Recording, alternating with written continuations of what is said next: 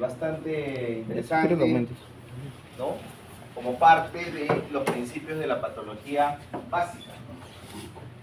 A ver, vamos a empezar. Sí, ya me di cuenta.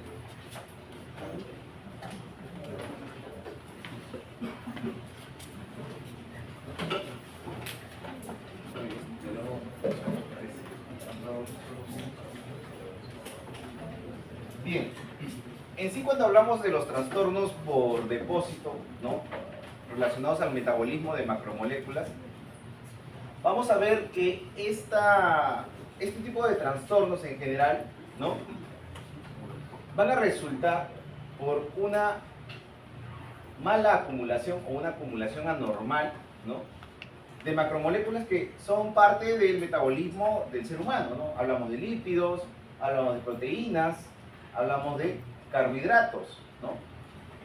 Cualesquiera que sea estas moléculas, ¿no?, la célula, al tenerla almacenada en su interior, va a dificultar los diferentes procesos metabólicos que tiene, ¿no? Se mueve sola. A ver.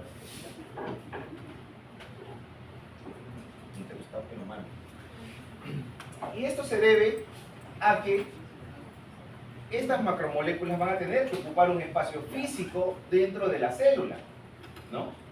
La célula, ¿cómo haría para poder acumular estas sustancias? ¿Alguien se ha preguntado? A ver, usted, señorita. ¿Cómo la célula guarda esas sustancias que tiene en exceso? ¿Cómo? Como los lisosomas, muy bien. O también como las vacuolas, ¿sí o no?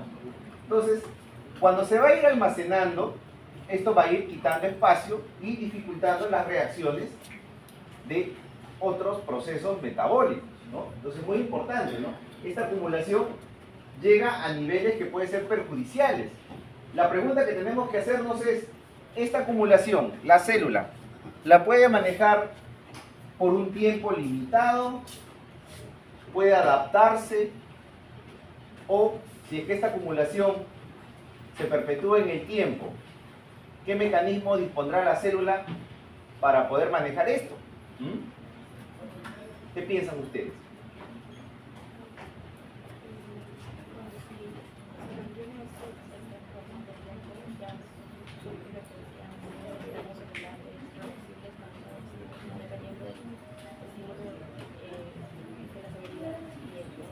Claro, como lo vimos en la primera clase cuando hablábamos de lesión celular, de procesos adaptativos, la célula va a intentar, ¿no?, crear una vacuola, contenerlo, utilizar su espacio, ¿no?, tratar de optimizar, reducir procesos, ¿no?, hasta que va a decir basta, ¿no? Y la célula va a entrar ¿en qué? En apoptosis. Entonces, fíjense, la acumulación, ya sea temporal o permanente, va a afectar a la célula. Esto, si se perpetúa en el tiempo, va a desencadenar que la célula entre en muerte celular. Vamos a ver si ahora sí quiere.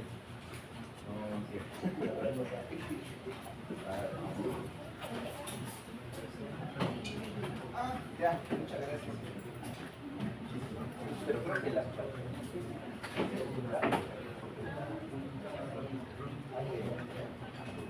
Gracias. Bien, seguimos. Para que se vea esta acumulación, hay ciertos procesos que son, digamos, transversales, son similares a las diferentes macromoléculas o elementos que se están acumulando, ¿no? Puede ser por una eliminación inadecuada, ¿no? Hay alteración, ya sea en el transporte, ¿no?, de estas sustancias, y como quiera no se puede eliminar, ¿no?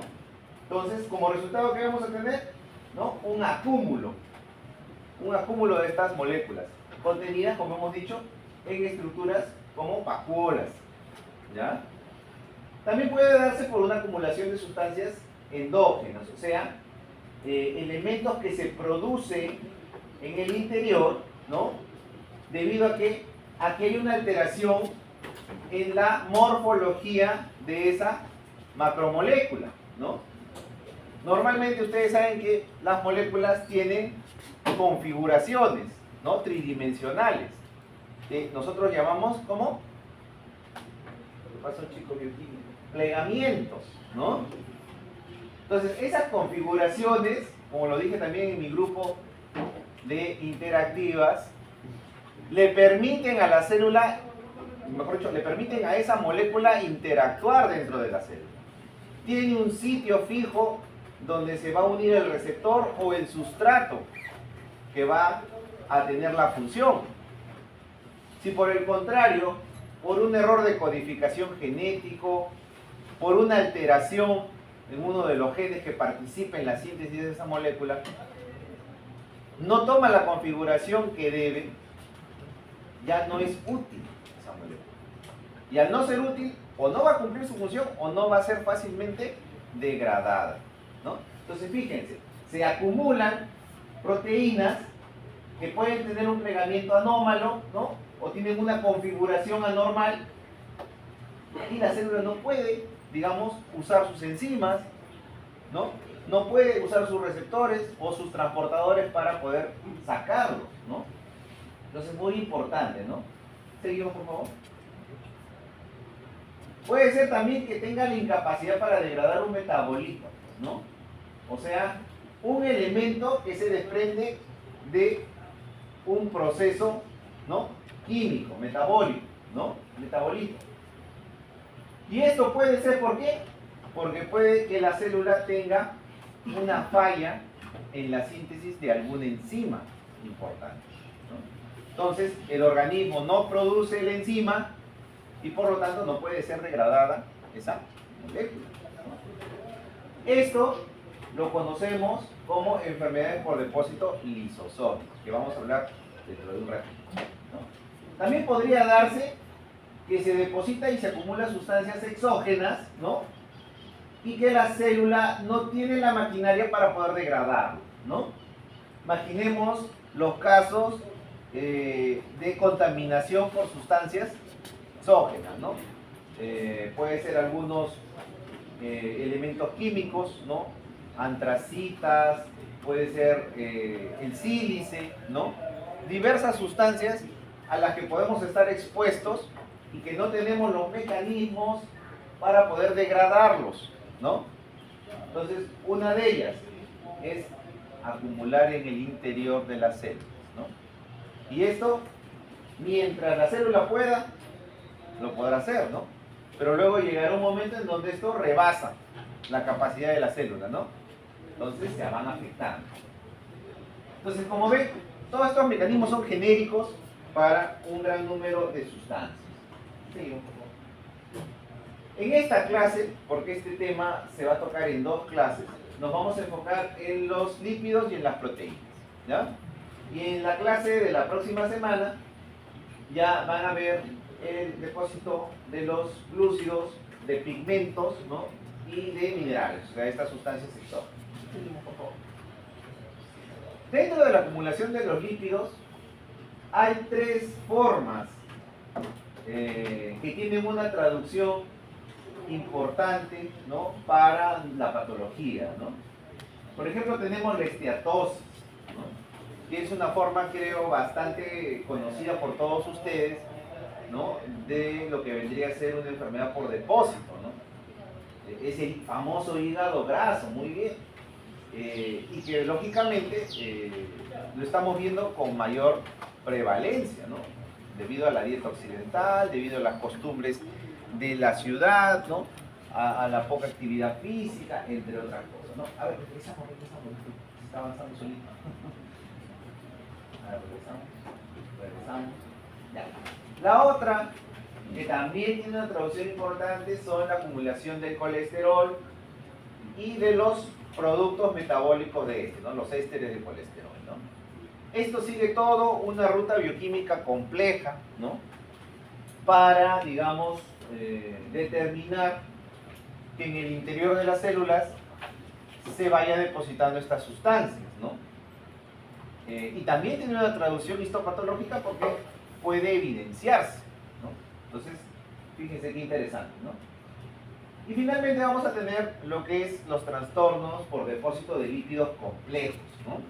Estos lípidos que, como su nombre lo dice, no se componen únicamente de cadenas de ácidos grasos, ¿no? Sino ya llevan elementos proteicos o elementos que están asociados a cadenas de fósforo, que le van a dar una complejidad en función, ¿ya? Entonces, estos lípidos también podrían acumularse en exceso, posiblemente por fallas en su metabolismo, ¿no? Vamos a ir viendo cada una de ellas. La esteatosis, yendo de menos a más, como siempre, de las más conocidas por todos, ¿no? Creo que desde que entramos a medicina, ¿no? Nos vamos sensibilizando con las patologías más frecuentes, ¿no? La diabetes, la esteatosis, la presión alta, ¿no? El hígado graso ha aumentado exponencialmente su prevalencia en el mundo, ¿no? Sobre todo en el mundo occidental, ¿no? Porque países orientales, ¿no? Que tienen otra, digamos, costumbre alimenticia, ¿no? Tienen otro modo de ver las cosas, quizás no es tan prevalente. Entonces, en la esteatosis o cambio graso, vamos a hacer alusión, como su nombre lo dice, esteato es grasa, ¿no? A la acumulación anormal de ¿qué? ¿No? De triacilgliceroles, ¿no? Regresamos. Creo que está penando eso. Usualmente el hígado va a ser el órgano afectado. ¿Y por qué el hígado? A ver, pónganse a pensar, ¿por qué sería el hígado? Ahora vamos a ir preguntando para que no se me duerme. El tercero, ¿por qué sería el hígado? Muy bien, ahí se dan principalmente las reacciones, ¿no? De síntesis y también pues el metabolismo de las grasas, ¿no? Entonces el hígado va a ser el principal órgano afectado. Pero ojo, ¿qué otros órganos tienen un alto metabolismo energético? El corazón, ¿no? Tiene que estar bombeando la sangre todo el tiempo, desde que comenzamos a vivir hasta que terminamos, ¿no? Ahí no hay descanso, feriado, nada. Tiene que seguir latiendo, ¿no? 24 horas todos los días de la semana, ¿no? Entonces, el corazón también puede ser, digamos, un sitio de afectación, ¿no? Por la acumulación de la grasa, ¿no? Y por extensión, los músculos del tejido esquelético, ¿no? Que también tienen función energética muy importante, el riñón, ¿ya? Entonces, fíjense por qué hacemos incidencia a estos órganos, ¿no? Les voy a dar un dato, ¿no? Cuando veamos en toda la clase, ustedes van a ver varios síndromes, pero se van a dar cuenta que hay cierta, digamos, cierta constante de órganos que se afectan. Y es por lo que estamos diciendo, ¿no? Son los que comparten un alto metabolismo energético. Entonces, las causas de la esteatosis, ¿no? Ahora sí llaman su... regresamos. Las causas de la esteatosis pueden incluir desnutrición proteica, diabetes, obesidad, entre otras, ¿no? Esto es bastante amplio, ¿no? Cada una de ellas por las razones que hemos dicho, ¿no? ¿Cómo puede ser que con desnutrición proteica acumule grasa? A ver, pongámonos a pensar. Tal vez acá la cuestión es un problema para metabolizar, depurar las grasas, ¿no? Nos falta una enzima. Los músculos se atrofian, pero estamos acumulando grasa. Los obesos ni qué decir. Problemas con diabetes, toxinas, entre otros. Seguimos. Entonces, histológicamente, ¿no? Un hígado sano, macroscópicamente lo vamos a ver así, ¿no? Como un órgano de aspecto trapezoidal, ¿no? Que tiene un color característico. ¿Qué color es el hígado cuando está sanito? Cuando van con mamá al mercado y mamá va a comprar su hígado para hacerles su hígado con sus tallarines, no comemos. ¿Qué color es? Rosado. ¿Les parece rosado, muchachos? La coloración. Es rojo vinoso. ¿Ya? Rojo vinoso. ¿Ya? No han tomado vino, ¿no? Chicos, entonces es coloración rojo vinoso. Es brillante. ¿Ustedes lo ven amarillo por algún lugar? No. Es homogéneo y es blandito, ¿no? Esas son sus características macroscópicas, ¿no? Microscópicas, como las tenemos acá. Estamos ahí haciendo un cortecito del parénquima hepático. Vemos los hepatocitos dispuestos en ¿qué? En cordones, ¿no? Por ahí quizás no vemos las otras estructuras, los espacios porta o la vena central, ¿no? Pero se puede ver algunos sinusoides, ¿no? ¿Y cómo es el núcleo de estos?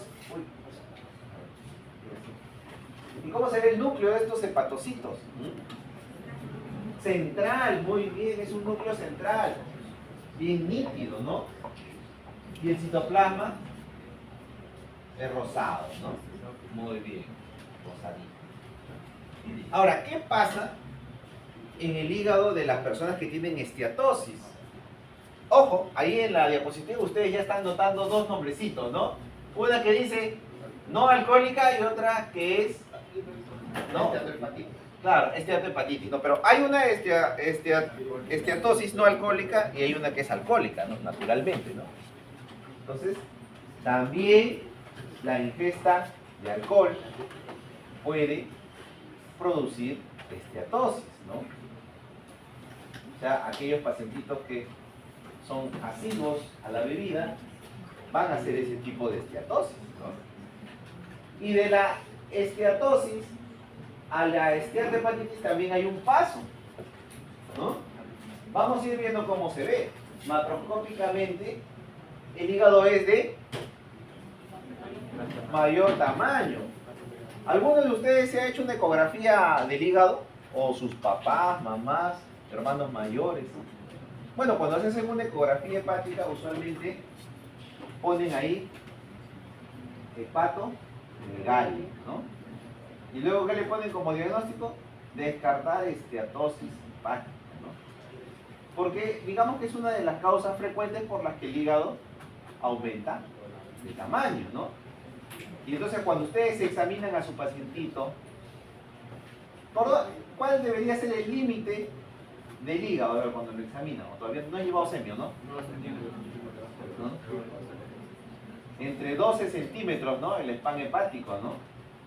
Y debería estar debajo del reborde costal, ¿no? Justo ahí, en el límite, ¿no? En estos pacientitos que tienen la hepatomegalia, pues, lo podemos encontrar más abajito, ¿no? Cuando hacemos, ¿no? La palpación, la perfusión, ¿no? Entonces, así se va a ver un hígado más grande. Y el color también va a cambiar. Va a ser un color medio amarillento, ¿no? Y la consistencia también va a cambiar.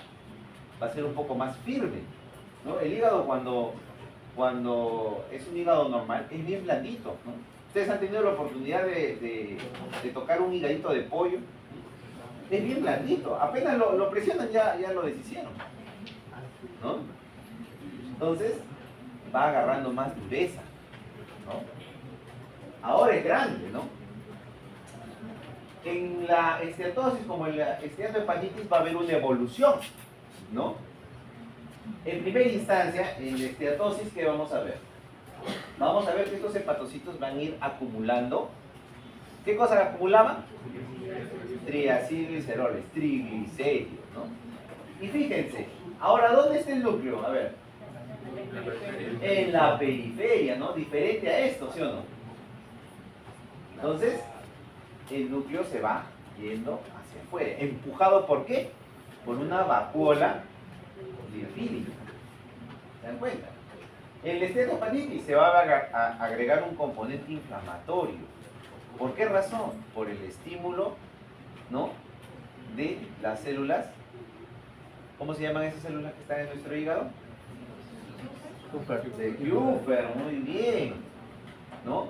Que regula los procesos inflamatorios, ¿no? Entonces, se va a agravar esto, ¿no? Una esteatohepatitis.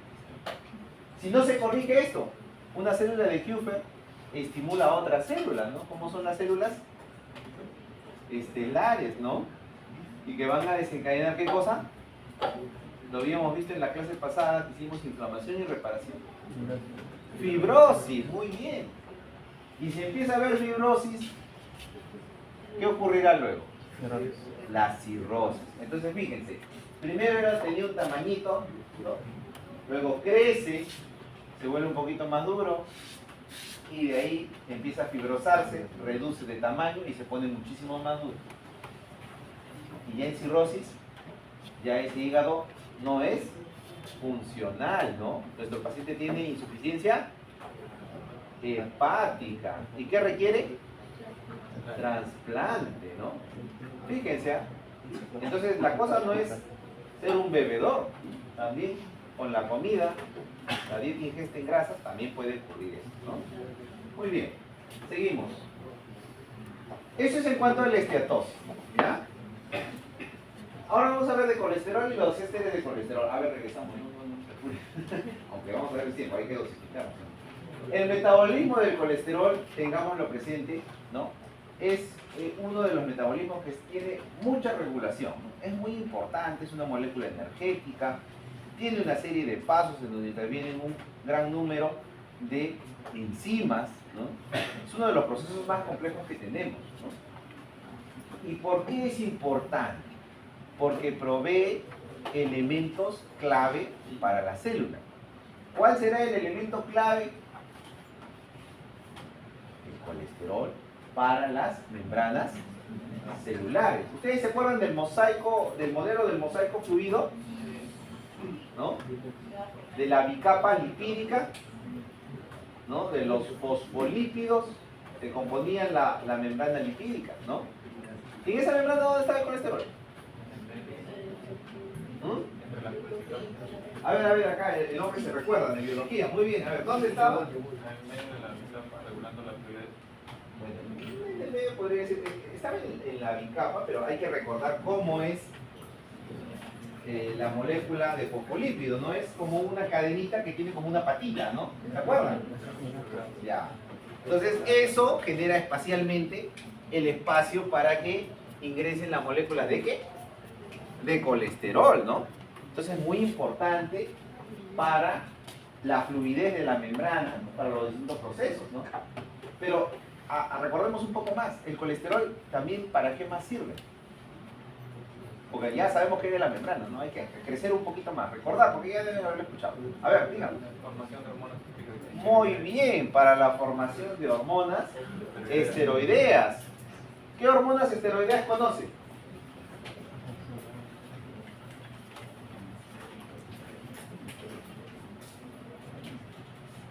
A ver, su colega, ¿qué hormonas esteroideas conoce? Ya, el cortisol, la aldosterona. Muy bien, ¿no?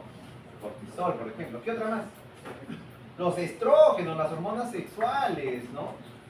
Por esa razón, las pacientitas que tienen anorexia, que no consumen niveles adecuados de carbohidratos, de grasas, ¿qué es lo primero que les afecta?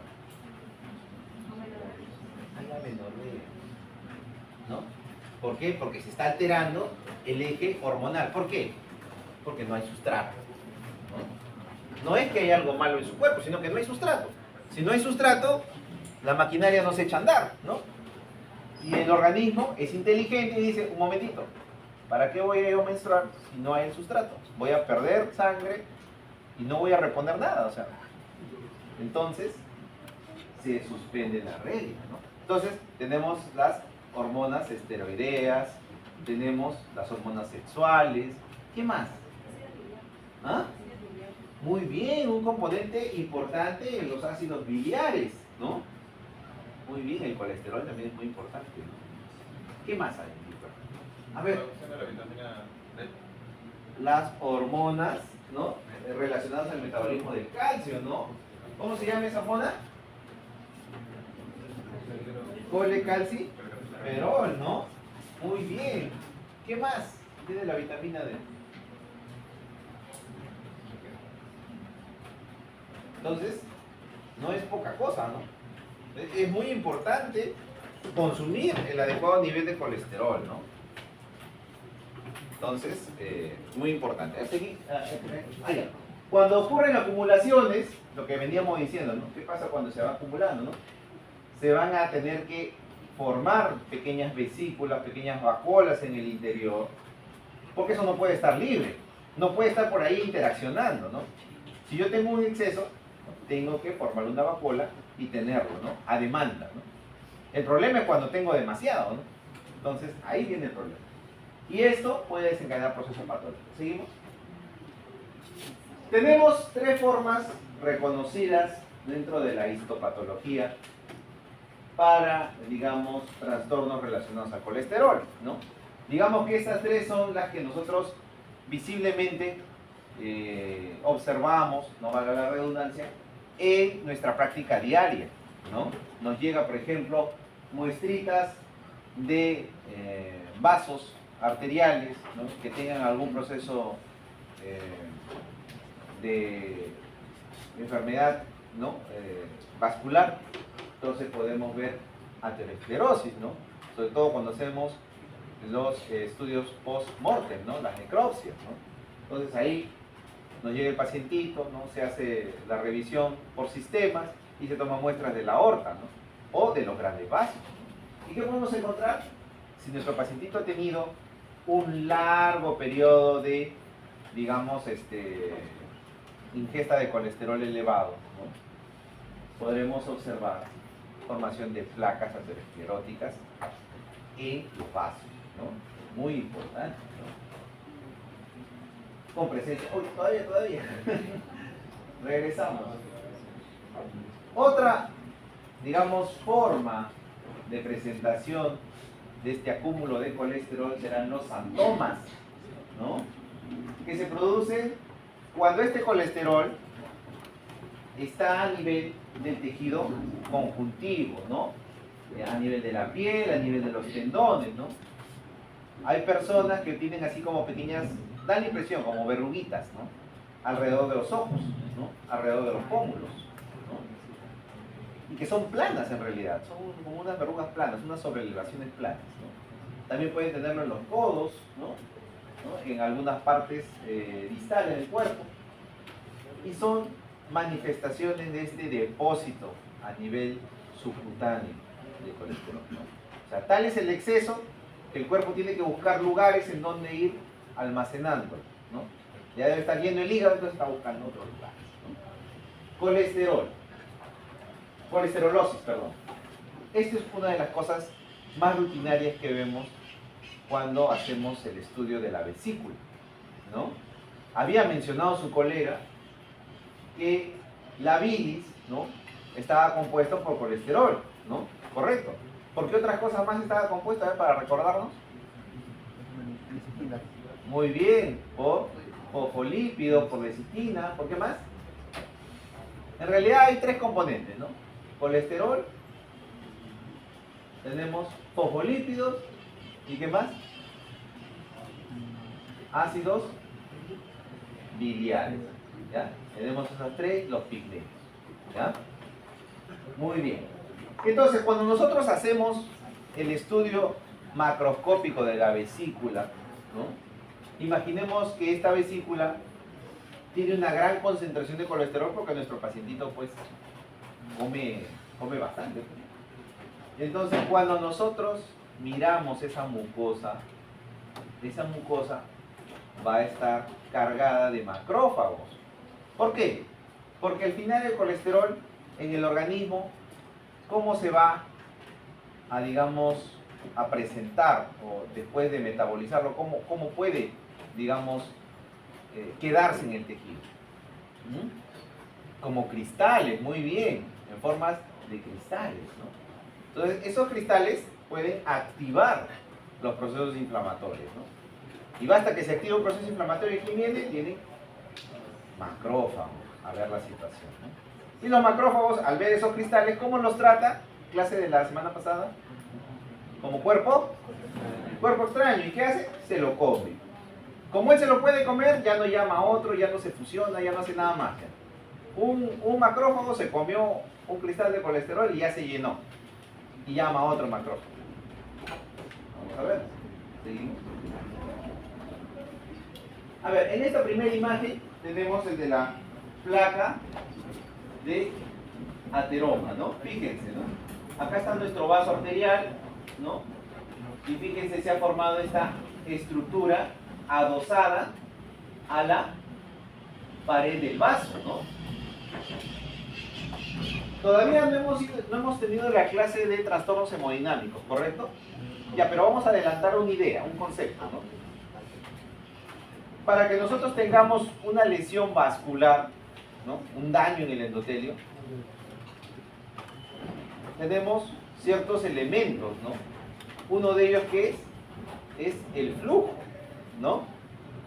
El flujo sanguíneo, que normalmente debe ser ¿de qué tipo? Laminar, ¿no?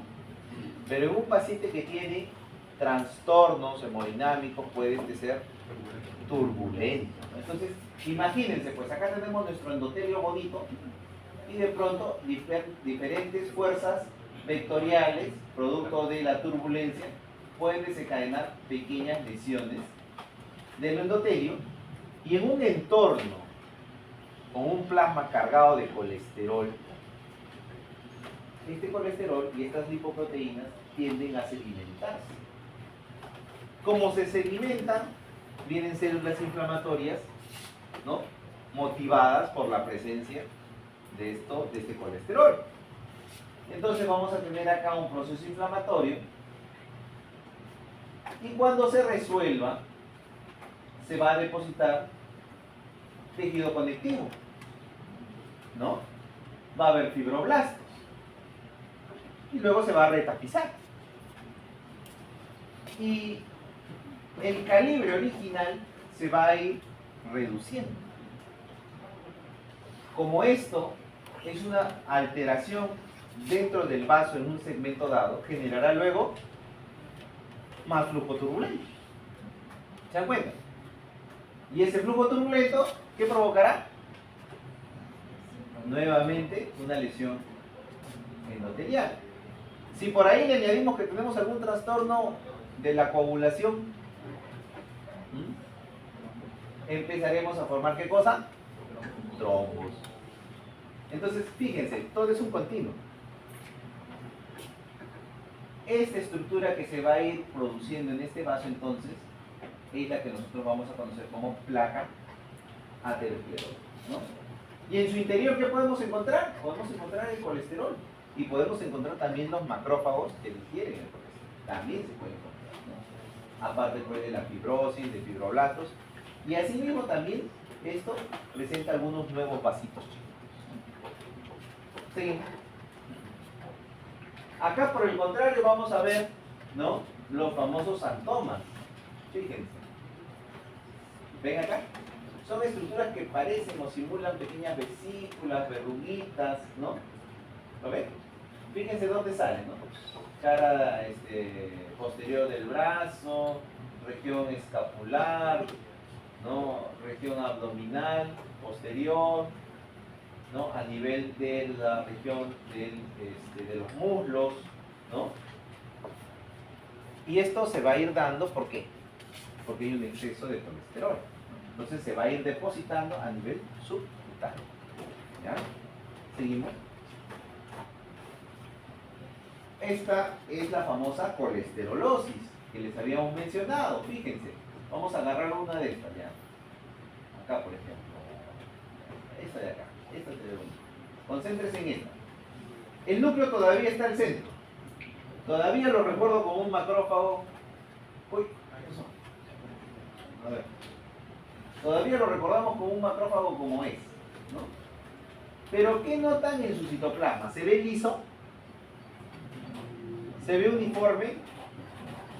No, ¿no? Se ve como si tuviera gránulos, ¿no? Como si tuviera un aspecto esmerilado, ¿no? ¿Han visto esos vidrios esmerilados en donde uno no puede ver al otro lado? ¿No? Ya. Entonces, ahora vamos a concentrarnos en uno que esté más clarito, ya solamente para hacerles notar que sí tiene su núcleo, ¿no? Fíjense acá, en este de acá, tiene como pequeñas bolitas, Bien chiquititas, ¿ah? Tiene bastante. Acá también. Acá también. Entonces, cada una de esas estructuras circulares es una vacuola. ¿Ya?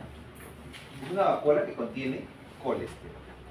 Entonces, estos macrófagos que han ido al tejido para digerir ese colesterol y que no interfiera con las funciones de los tejidos, al final se van a quedar ahí, atrapados con el colesterol.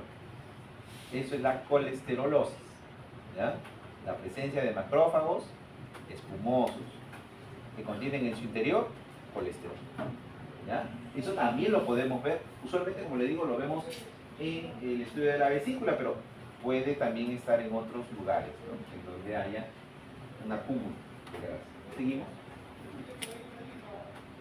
Así habrá una entidad que se conoce como la hipercolesterolemia familiar, porque si hablamos de trastorno de colesterol, nos ponemos a pensar por acá.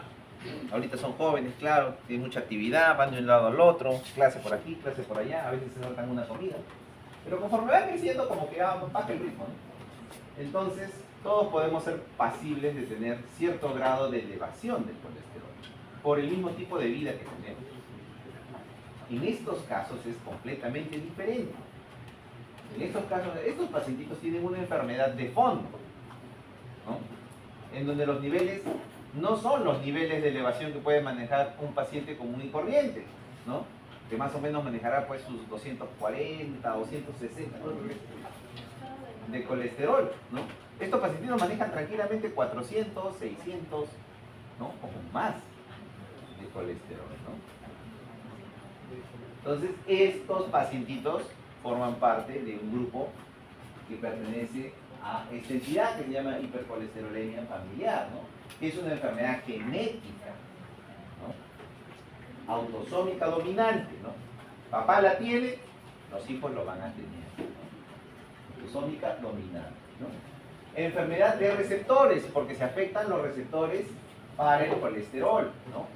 Hay una mutación en el gen que va a codificar específicamente el receptor para las lipoproteínas de baja densidad, ¿no? Y no habrá entonces un control de la regulación y la acumulación del colesterol. Es como decir que la célula ya no va a tener un censo de cuánto colesterol tiene adentro. Por esa razón, al haber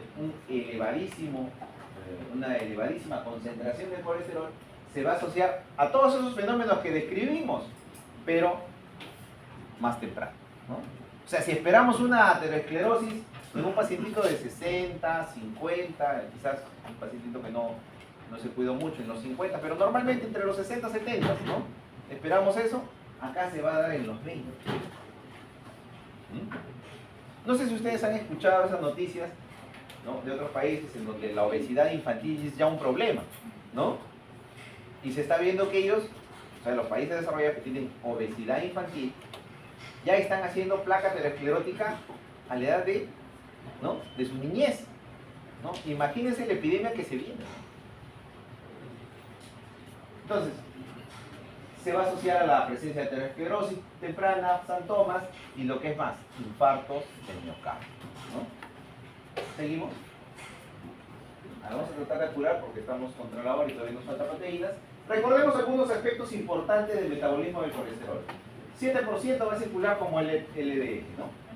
Importante, la participación del hígado, como hemos dicho, secreta estas proteínas VLDL, que son very low density, ¿no? Que son de muy baja, ricas en triglicéridos.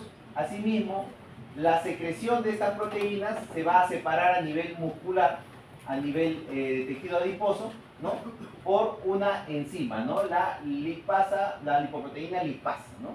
Lo va a separar y va a dejar unos lípidos de densidad intermedia que son también metabolizados, ¿no? En el hígado, y un porcentaje de esto también convertido a un LDL rico en colesterol, ¿no? Ese LDL rico en colesterol es el que sale al plasma, ¿no? Ahora, ¿qué pasa? Pasa que en los pacientitos que estén, digamos, con alguna alteración, ¿no? Puede ocurrir, ¿no? Que a la salida de este colesterol LDL, ¿no? Este colesterol va a fusionarse con los lisosomas, ¿no? y debe degradarse, ¿no?, a ésteres de colesterol, o sea, a moléculas solubles y eliminables. Pero ahí es donde puede ocurrir el problema, ¿no? Y al final lo que vamos a tener va a ser la acumulación de ese LDL, ¿no? También conviene recordar que la salida de los ésteres de colesterol fuera del lisosoma, ¿no?, da lugar al colesterol libre, que es el colesterol que es útil para las membranas, ¿no? Seguimos. Entonces, hay tres procesos separados una vez que ese colesterol intracelular va a ser liberado. O sea, ya, obtuvimos el colesterol, que está libre. ¿Qué le va a pasar a ese colesterol? ¿Cuáles son los caminos que tiene ese colesterol? Fíjense, el colesterol va a inhibir la síntesis, ¿no?, dentro de la célula, ¿no?, por inhibición de la actividad de la 3-metilglutarid coenzima A, la famosa HMGA-CoA, ¿no?, reductasa. Esta enzima regula la síntesis, ¿no?, de lo que vendría a ser el colesterol, ¿no? Por otro lado, ese colesterol puede activar otra enzima, la acilcoenzima A, colesterol transferasa, que promueve que esto se esterifique, ¿no?, y además contribuye al almacenamiento del exceso de colesterol. Finalmente, el colesterol puede seguir la ruta, ¿no?, seguimos con que inhibe la síntesis de los receptores LDL y protege a la célula de una acumulación excesiva. Como hemos dicho, en la hipercolesterolemia familiar está afectado el receptor, por eso es que no va a haber un control y esto se va a acumular indiscriminadamente. ¿Seguimos? Entonces vemos ahí los receptores, ¿no?, vemos estas proteínas que vienen ancladas, ¿no?, con las moléculas de LDL, ¿no?, se ingresa con un sistema de endocitosis mediada por, ¿no?, lo que es la proteína clatrina, ¿no?, se liberan estas moléculas de colesterol hacia los lisosomas, ¿no?, y estos se encargan de fraccionarlo, ¿no?, en las moléculas que nos compete, que es el colesterol, ¿no? Entonces, a partir de acá, ¿no?, puede, digamos, el sobrestock, ¿no?, digamos, la concentración elevada de colesterol puede influir en la síntesis de nuevo colesterol y puede inhibir en la formación de receptores de LDL para que no siga entrando, ¿no? Asimismo, también podría estimular que se, digamos, produzcan vacuolas para el almacenamiento del colesterol, ¿no? Ahora, ¿qué pasa pues? Aquí puede haber un problema, ¿no?, en esta enzima y no se da, digamos, esta inhibición, ¿no? O puede haber problemas también a nivel de los receptores, ¿no? Entonces se mantiene abierta la producción de receptores y eso contribuye a un mayor ingreso de moléculas de colesterol. ¿Seguimos? En la hipercolesterolemia familiar entonces vamos a tener un déficit del receptor para LDL, ¿no? También va a haber un déficit para la proteína ApoB, que es un transportador, y también podemos tener un exceso de la PCSK9, también que contribuye al metabolismo del colesterol. ¿Seguimos? Tenemos también dentro de las características de la hipercolesterolemia familiar, ¿no?, una información clínica relevante, ¿no? Fíjense, mutaciones para el gen que codifica el receptor de LDL, hay más de 900. Ustedes se imaginan el problema para poder estudiar este enfermo. Por eso les decía que esto es bastante complejo, ¿no? Hay más de 900 mutaciones reportadas para esa producción de ese receptor, ¿no? Entonces, esto acarrea, ¿qué cosa? Defectos a nivel del transporte y subsiguiente alteraciones en el metabolismo del colesterol, ¿no? ¿Qué resultado nos da esto? Nos da una elevación en plasma de los niveles de colesterol, ¿no?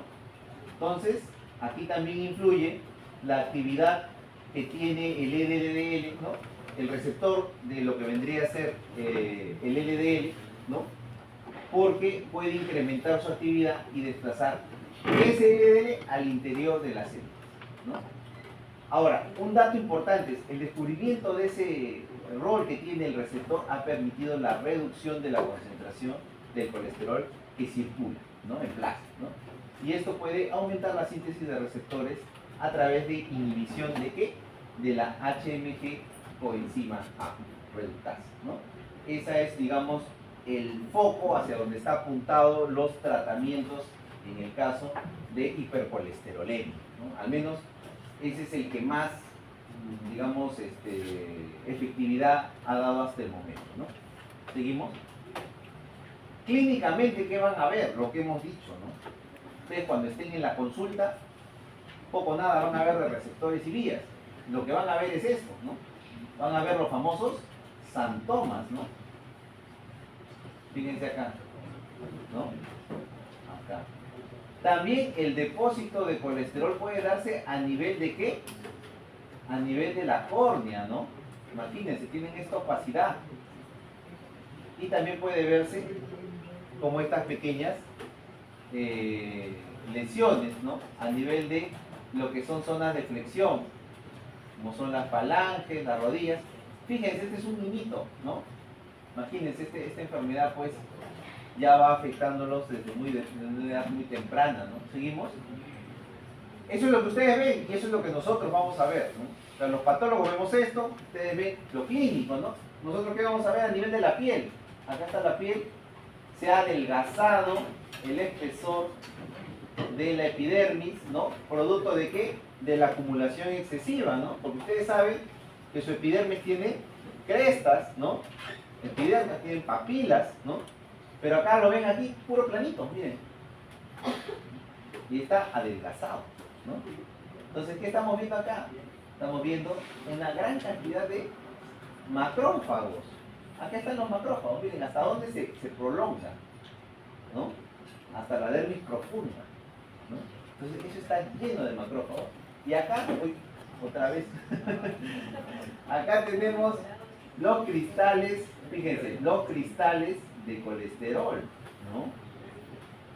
Lo que nosotros vemos a la coloración de hematoxilina y eosina usualmente es el espacio que deja el colesterol, ¿no? ¿Por qué? Porque en el procesamiento nosotros usamos alcoholes, usamos silol y eso degrada el colesterol, ¿no?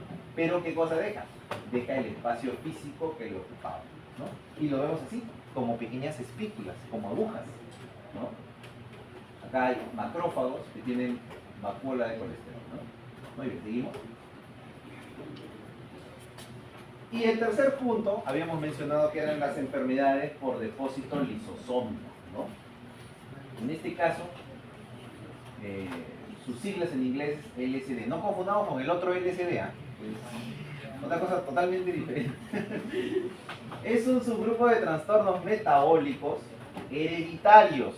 ¿Ya? Habíamos dicho que esto tiene una forma de enfermedades heredables, ¿no? Autosómicas, ¿no? Lo que resulta en qué? En una mutación de los genes que codifican diversas enzimas lisosómicas, ¿no? Si no tenemos las enzimas lisosómicas para degradar estas moléculas, lo que va a ocurrir va a ser una acumulación, ya sea de las moléculas per se o de sus metabolitos, ¿ya? Entonces, debido a esto, ¿qué vamos a tener? Un acúmulo de sustratos. La célula va a empezar a llenarse de sustratos que no puede eliminar. Los principales órganos, fíjense de nuevo, sistema nervioso, ¿no? Sistema muscular, uy, regresamos por favor.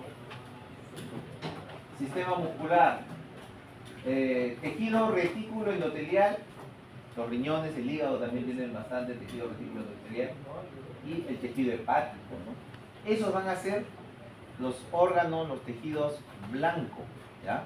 Cuando ustedes recuerden enfermedades por depósito, esos órganos tienen que estar presentes, porque ahí es donde vamos a encontrar las manifestaciones de la enfermedad, ¿ya? Los principales trastornos por depósito lisosómico ya se describieron desde el siglo XIX. Fíjense, ¿eh? Una cosa bastante antigua, clínicamente, ¿no? Descritos, ¿no? Pero la fisiopatología recién ya se conoció casi en la segunda mitad del siglo pasado, ¿no? Buen tiempo pasó con el diagnóstico clínico y lastimosamente, como lo vamos a ver, muchos de estos casos afectan a la infancia. Por esa razón estos niñitos pues tenían un triste destino, ¿no? Por ejemplo, en el siglo XIX habían descrito ya las enfermedades de Tay-Sachs, Gaucher, Fabry, ¿no? Y a principios del siglo XX la de Niemann-Pick y la de Pompe, ¿no? ¿Seguimos? Hay como 50 enfermedades de tipo por depósito lisosómico. Imagínense, 50. ¿No? Y esto debido a que hay una gran cantidad de enzimas que participan dentro del proceso, ¿no?, metabólico de los lípidos complejos, de los fosfolípidos, ¿no? Y fundamentalmente, como ocurría en la medicina en ese entonces, ¿no?, muchos de los trastornos tenían un nombre epónimo, ¿no?, que era el que lo describió, lo ponía así a la posteridad, ¿no? Ahora eso ya no se estila, ¿no? Así que ninguno de ustedes va a tener una enfermedad con su nombre. Tranquilo. Entonces, la clasificación se basa en base a la naturaleza del material que se acumula, ¿no? Fíjense, para los casos de almacenamiento de lípidos, que incluyen a los esfingolípidos, ¿no?, tenemos a Fabry, Gaucher, Niemann-Pick. Y si afectan a los gangliósidos, que son lípidos a nivel del tejido cerebral, la enfermedad de Tay-Sachs, ¿no? Si afectan a mucopolisacáridos, tenemos a las enfermedades de Hunter, Harvey y Moore, ¿no? Si afectan a... Seguimos, regresemos por favor. A las glicoproteínas serán glicoproteinólitas. Si afectan mucolípidos, mucolipidosis. Enfermedades por glucógeno, el POMPE, y por algunos otros aminoácidos, la cistinosis, ¿no? Nosotros vamos a tocar los de amarillito y ya en la clase siguiente, que se ve trastornos de glúcidos, pigmentos y minerales, ya lo verán como debe ser. ¿Seguimos? Aunque en sí estas entidades las consideramos enfermedades raras, digamos, acá en todo el salón no tenemos a ninguna enfermedad por trastorno lisosómico, ¿no? Son entidades relativamente raras. La prevalencia agregada es, ¿qué es prevalencia agregada? Juntamos a todos los trastornos por depósito lisosómico, no de manera independiente, sino todo junto, ¿no? Es 1 en 5.000 nacimientos, lo que hace que como grupo sí sean representativos, pero por separado quizás pues no tanto, ¿no?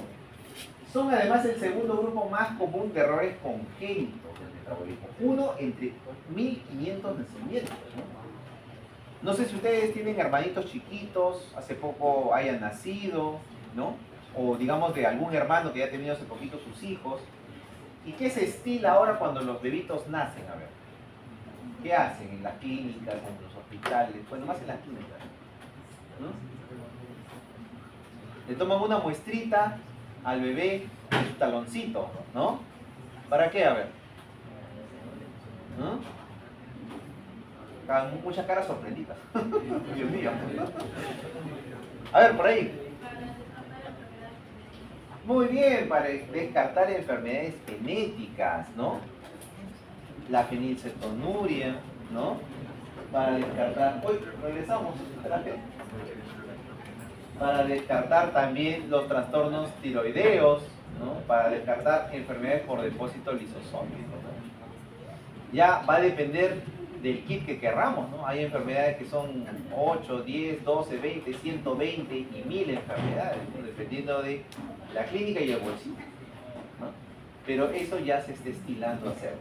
¿Por qué? Porque se reconoce su importancia para poder diagnosticar a tiempo y darle una mejor calidad de vida a estos pacientes, ¿no? Fíjense, después de las enfermedades de moléculas pequeñas, ¿no?, como son fenilcetonuria, galactosemias, que también se detectan en estos análisis de los recién nacidos, ¿no? Algunos de estos trastornos por depósito lisosómico tienen predilecciones étnicas o se ubican en regiones geográficas específicas, ¿no? Los judíos del tipo Askenazi, ¿no?, usualmente ahí vemos con mayor prevalencia Tay-Sachs y Gaucher, ¿no? Franco-canadienses, que también tienen ascendencia judía, ¿no? Tay-Sachs. Los pacientes fineses, ¿no?, de Finlandia. Las enfermedades que involucran, por ejemplo, a las aspartil-glucosaminurias y la enfermedad de Saya. Y a nivel de la zona rusa, ¿no?, el síndrome de Kärtner. Si se dan cuenta, usualmente el grupo poblacional más afectado, ¿cuáles son? Los caucásicos. Estos son los más afectados por este tipo de trastornos. Que no quita que no se pueda presentar en países hispanos, porque somos una mezcla de varias razas, ¿no? O sea, ¿podríamos sacarnos la lotería con una enfermedad de estas? Se puede. A ver, seguimos. Son causadas por mutaciones que codifican hidrolasas ácidas solubles, ¿no? Proteínas activadoras. Aquí estamos señalando todos aquellos blancos, ¿no? Proteínas transportadoras, proteínas integrales, o sea, que forman parte de la estructura de la membrana, proteínas no lisosomales, entre otros. O sea, cualesquiera de las proteínas que van a participar en todo el circuito metabólico y se puedan afectar, el resultado va a ser que no se van a degradar estos elementos y se van a acumular, ¿no? Resultado, la maquinaria celular se ve afectada por defectos de las enzimas degradativas o de las enzimas sintéticas, ¿no? Y esto genera trastornos a la membrana, trastornos en la biogénesis de los lisosomas, tráfico, o sea, las moléculas endosomales que se forman también se van a ver afectadas, ¿no? La cascada de la patogenia conduce a acumulación dentro del lisosoma de sustratos no degradados, ¿no? El almacenamiento excesivo va a desencadenar, ¿qué cosa? Daño celular. Ustedes lo habían visto cuando tocamos el tema de inflamación. ¿Qué pasa si tenemos un exceso de proteínas anómalas, un exceso de sustancias anómalas, ¿no? Eso va a interferir con los procesos y además estimula la degradación, ¿no? Hace que las células puedan marcarlas, ¿no? A estas células que están, digamos, afectadas en su conformación, y viene nuestro sistema de complemento y las elimina. Entonces, vean que hay diversas rutas por las cuales se va a desencadenar el daño tisular, ¿ya? ¿Qué más podemos mencionar? Cuadros de inflamación prolongada, alteraciones hidroelectrolíticas, entre otros. Seguimos. La gravedad y el inicio de estas enfermedades por depósito van a depender de una serie de factores. ¿Qué factores podríamos considerar? La actividad enzimática residual, ¿no? Digamos que todavía tenemos un poquitito, ¿no? O lo que suele pasar a veces cuando hay alteraciones genéticas, ¿no? Hay alteraciones del tipo mosaico, ¿no? Donde un gran número de nuestras células no lo codifican, pero por ahí tenemos unas cuantas que sí están produciendo poquito, ¿no? Compensa, ¿no? Y van a dar unos fenotipos intermedios, ¿no? Luego, el tamaño de las proteínas, la ubicación de las mutaciones respecto al sitio de catálisis, lo que decíamos, ¿no? Si, por ejemplo, este es el lugar en donde tiene que interactuar esta proteína y por el contrario se ha formado en otro lugar, no encuentra su sitio de acción, ¿ya? Eso, cuando ustedes llevaron su química, ¿se acuerdan del capítulo de estereoquímica o no se acuerdan? ¿No? Posición cis, posición trans, levo, dextro. Ya, imagínense, pues la proteína se hizo bonita, pero al lado contrario. No sirve. ¿Ya? Algo así pasa, ¿no? También la tasa de renovación celular, que tanto se recupera el tejido, si hay expresión defectuosa de proteínas u otros mecanismos que puedan afectar la vida de estas células. Seguimos, por favor. Entonces, ¿cuáles son estos trastornos que vamos a ver corresponden a las gangliosidosis, ¿no? Que son enfermedades hereditarias de almacenamiento lisosómico, en donde se acumula, ¿qué cosa? Gangliósidos. ¿Dónde encontramos gangliósidos? En el sistema nervioso central, ¿ya? Entonces vamos a tener diferentes tipos de gangliosidosis, GM1, 2 y 3, ¿no? En la GM1, el déficit, la isoenzima GM1 beta-galactosidasa. Se afecta esa enzima y vamos a tener dos variedades clínicas de presentación.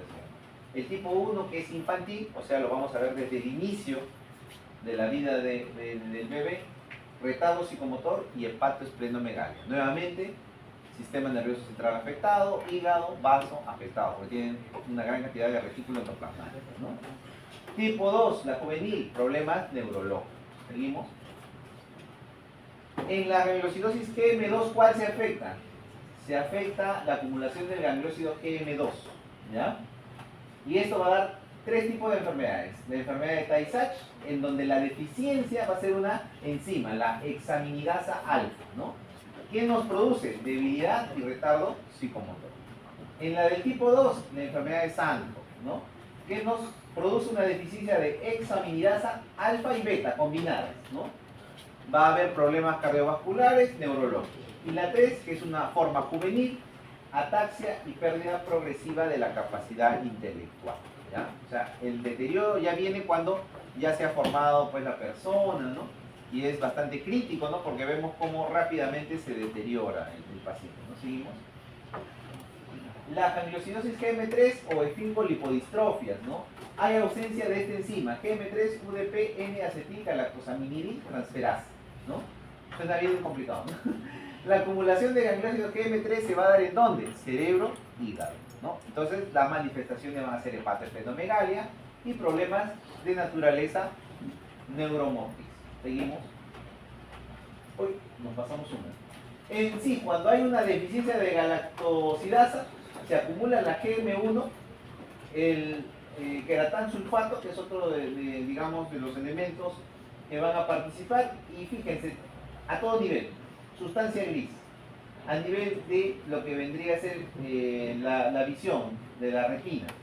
Vamos a tener opacidades a nivel de la córnea, hepatoesplenomegalia, ¿no? Hipertrofia de encías y alteraciones de tejido conjuntivo, ¿no? Daño, alteración esquelética y dismorfia, ¿no? Seguimos. La enfermedad de Tay-Sachs, una enfermedad autosómica recesiva, quiere decir que necesitamos que la enfermedad la tengan mamá y papá, ¿no? Ya, ahora ya no usan mamá y papá, creemos progenitor 1, progenitor 2, ¿no? ¿A dónde estamos llegando? Ya, entonces, tienen que estar los dos afectados, si no, no se va a expresar. ¿Se debe a una deficiencia de qué? De la isoenzima BN-acetilhexoamilasa, ¿no? Que produce acumulación del GM2 intraneuronal, ¿no? ¿Qué nos da como manifestaciones? Retardo psicomotriz grave en estos pacientitos que llegan todo hipotónicos, ¿no? A la consulta, no levantan la cabecita en el tiempo que debe, ¿no? No gatean, los echan boca abajito, no se levantan, o sea, son un serio problema, ¿no? Y tiene un deterioro progresivo porque se asocia ¿a qué? A crisis convulsivas, ¿no? O sea, es bien triste, estos pacientes se van deteriorando rápido, como ven, miren, la expectativa de vida no es muy grande, ¿no? Hasta los 3 años llegan cieguitos, con convulsiones, o sea, terrible, ¿no? Preferible siempre hacerse sus pruebitas, ¿no? De terminar si tenemos estos defectos, ¿no? Bien, seguimos, repito, porque estamos ya 15 minutos. Tenemos la enfermedad de Niemann-Pick o esfingomielinosis. Hay una actividad disminuida ¿de qué? De una enzima, la esfingomielinasa, ¿no? El almacenamiento entonces va a ser masivo de esfingomielina y, digamos, esto va a producir también retardos psicomotrices y hepatoesplenomegalia. ¿Alguien se acuerda para qué era la esfingomielina en el sistema nervioso? ¿Para qué? ¿Qué hacía? Formaba parte de las membranas celulares de las neuronas, de una estructura que está afuera. La mielina, puchico. ¿Y la mielina para qué servía? Eso sí sabe. ¿Para qué sirve la mielina? Acá en patología tienen que usar todo lo que han aprendido, muchachos, ¿sabes? Todo lo que han aprendido en anatomía, embriología, histología, fisiología, bioquímica, acá lo tienen que usar todo, ¿ya? Entonces fíjense, en la Niemann-Pick vamos a tener usualmente alteración, ¿no? En donde se compromete qué cosa, daño pulmonar, daño hepático, ¿no? Vaso, se va a dar estas acumulaciones a nivel del hígado, ¿no? De estos lípidos, ¿no? Seguimos, repito. Acá, por ejemplo, ¿no? Fíjense, esto que vemos acá, que nosotros, histológicamente, yo no le voy a decir enfermedad de Niemann-Pick, no tengo el elemento que es el estudio genético. Y es por eso que en la medicina todo es una unidad. El clínico hace su sospecha, regrese por favor, hace su sospecha en base a su examen físico, a su anamnesis, ¿correcto? Y luego solicita el concurso del patólogo, del médico genetista, del médico patólogo clínico o laboratorista, para construir ¿qué? El diagnóstico, la unidad clínica, ¿no? Si yo le veo que mi bebito tiene hipotonía muscular, ¿no? Tiene retardo en la expresión de sus palabritas, ¿no? Le hacemos su ecografía, tiene una hepatosplenomegalia, ¿no? Acto seguido le tomaremos una biopsia hepática. Y en la biopsia hepática, ¿qué encontraremos? Macrófagos cargados de lípidos. Esteatosis, por tomar leche materna. No. Este niñito tiene otra cosa. Yo no podría decir que este es una esteatosis. Diré pues que vemos hepatocitos con acúmulo de moléculas lipídicas, ¿no? ¿Y qué diré a continuación? Correlacionar con cuadro clínico existente. Porque si yo veo esto, pero tengo el examen genético que me demuestra que hay una alteración en una enzima relacionada al cuadro GM1, GM2, y veo esto, yo sabré que esto es el acúmulo de efingamielina, ¿no? Yo veré que esto es el acúmulo de gangliosidosis. ¿Se dan cuenta? No diré que esto es colesterol. Para eso yo hago la unidad clínica, ¿no? Si la prueba me está diciendo, tu paciente tiene déficit de la beta, ¿no?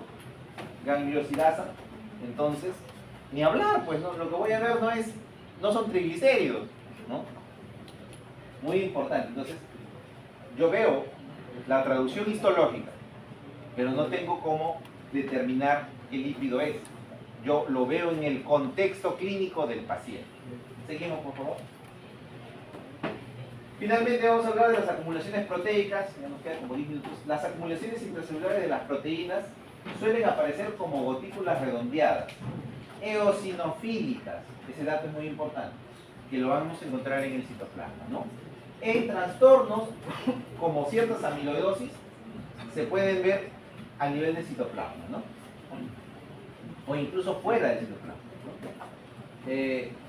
Hay varios mecanismos por los cuales se da la acumulación de proteínas: por reabsorción, por transporte intracelular defectuoso, o sea, del receptor y los transportadores hacia el interior de la célula, por secreción de proteínas esenciales, no estamos perdiendo proteínas que no deberían, ¿no? Acumulación de proteínas citoesqueléticas, ¿no? Y agregación de proteínas anómalas. A ver, pasamos rapidito. Entonces acá tenemos, por reabsorción de proteínas, puede ser a nivel renal, ¿no? Se dan los estímulos y empiezan digamos, a reabsorber más proteínas, sobre todo cuando tenemos casos de proteinuria, ¿no? Pérdida de proteínas, entonces se dan, digamos, los mecanismos para tratar de retener, y pueden aparecer gotículas hialinas en el citoplasma de ¿quiénes? ¿Quiénes están en contacto con las proteínas que se pierden? Las células tubulares, muy bien. Entonces, es ahí en donde vamos a ir a buscar. No lo voy a ir a buscar en el glomérulo, ¿no? Tengo que ir a buscar en donde se está perdiendo. Es reversible. Muy bien. Seguimos. En el caso de proteínas acumuladas, proteínas que son secretadas de manera excesiva, ¿no? Por ejemplo, las inmunoglobulinas, ¿no? Hay trastornos en el caso de las inmunoglobulinas. Se ve bastante el retículo endoplasmático que se distiende formando estos cuerpos de Russell, ¿no? A ver, seguimos. Ahí teníamos una imagen, ¿no? Donde no se ve muy bien. Creo que la otra se ve un poco mejor. Seguimos. Acá, ¿no? Se ven así, los cuerpos de Russell, ¿no? Muy bien, seguimos. Tenemos el transporte defectuoso, deficiencia de la alfa-1 antitripsina, ¿no? Se producen formas proteicas intermedias que pueden tener alteración en el plegamiento. Esto genera estrés en el retículo endoplasmático y hay carencia de enzimas, ¿no? Por lo que esto se va a producir al final una suerte de daño a nivel del pulmón, ¿no? Provocando enfisema, ¿no? Esto también induce la apoptosis, o sea, se van generando muerte celular y se van formando estas estructuras de tipo bula, ¿no? Que tienen estos pasitos con la déficit de alfa-1 antitripsina. Seguimos. Acá fíjense, vemos cómo van alterando la pared normal de los alveolos, se van acumulando. ¿Y cómo yo sé que es déficit de la alfa-1 antitripsina? Porque utilizo una coloración que es específica. El ácido periódico de Schill lo va a tener de un color rojo grosella, ¿no? Lo encuentro y es positivo, ¿ya? Muy bien, ya, pasamos. Uy, uno de los Tenemos también la acumulación de proteínas citoesqueléticas, ¿no? Filamentos de queratina. Acordémonos que hay proteínas que forman parte de lo que vendría a ser el citoesqueleto de las células, y en este caso pues se pueden ir acumulando, ¿no? Para el caso de la hepatopatía alcohólica, ¿no? Filamentos intermedios de queratina, y en el caso del Alzheimer lo que se ha visto son ciertos agregados proteicos que, digamos, le dan una apariencia de ovillos. A ver, pasamos. Más o menos, este es un esquema, ¿no? Pero se suelen ver así, ¿no? Como pequeños agregados que son sensibles a tinciones especiales, ¿no? De inmunistoquímica, ¿no? Lo que se ve también en el Alzheimer es la formación de estas proteínas amiloides que están en el espacio extracelular, ¿no? Seguimos. Finalmente, la acumulación de proteínas mal plegadas, ¿no? Lo que veníamos diciendo, ¿no? Proteínas que se han conformado mal en su estructura, se acumulan en los tejidos, interfieren procesos celulares y se pueden ir depositando ya sea dentro de la célula o en el exterior. Un ejemplo claro y típico es la amiloidosis, ¿no? ¿Seguimos? En la amiloidosis, por ejemplo, la que vemos en la amiloidosis renal, fíjense, acá tenemos nuestra hematoxilina eosina, ¿no? Tenemos acá nuestra tinción de Paz, que nos ayuda, las tinciones de plata, que nos permiten ver, y cuál es la que nos da la característica, ¿no? Porque acá yo veo un acúmulo a nivel pues del mesangio, de un color, por así decirlo, rosado y alino, ¿no? Granular. Pero podría ser una inmunoglobulina, podría ser otro tipo de sedimento. ¿Cómo sé que es proteína amiloide? Utilizo entonces una coloración que se llama, ¿cómo se llama? Rojo Congo, ¿no? Y esa coloración es específica para la proteína amiloide. Pero ojo, no lo voy a ver en el microscopio normal. Lo tengo que ver en el microscopio de luz polarizada. Muy bien. Y cuando lo vea lo voy a ver de este colorcito. ¿De qué color? Verde. ¿Cómo? ¿No era rojo, profesor? Ah, ahí tienen que repasar óptica. ¿Por qué se ve ese cambio, no? Entonces se va a ver rojo, no, perdón, se va a ver verde manzana. Verde manzana. ¿Seguimos? Bien, eso es correspondiente a la clase del día de hoy. Nos quedan 5 minutos para llegar a nuestro espacio.